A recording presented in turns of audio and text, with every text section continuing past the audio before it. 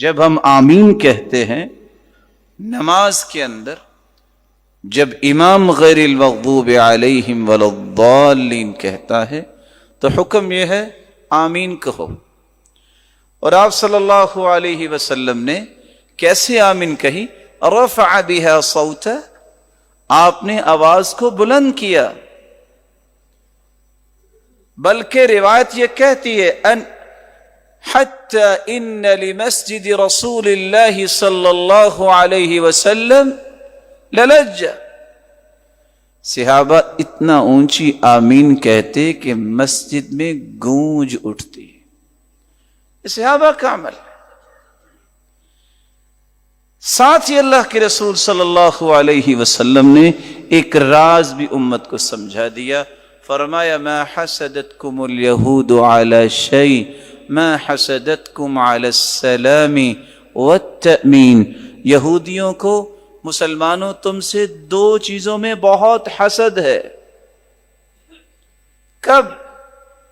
علی السلام والتأمین، جب تم کوئی مسلمان تم میں سے اپنے بھائی کو کہتا ہے السلام علیکم ورحمۃ اللہ وبرکاتہ، اے میرے بھائی اللہ تجھے سلامت رکھے، تجھے اپنی رحمتوں سے نوازے، تجھ پہ اپنی برکتوں کا نزول فرمائے. یہودی کو حسد ہوتا ہے، وہ جلتا ہے کہ نہیں مسلمانوں کو سلامتی نہیں ملنی چاہیے، پریشانی نظر آنی چاہیے، رحمت و برکتوں کے یہ مستحق نہیں بننے چاہیے.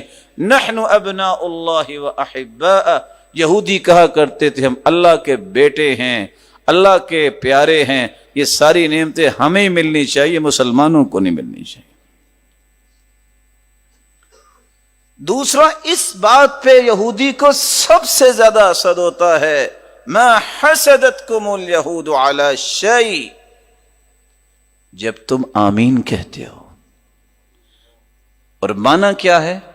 یا اللہ صراط مستقیم پہ ثابت قدمی عطا فرما، ان لوگوں کا راستہ دے دے جن پر تو نے انعام کیا.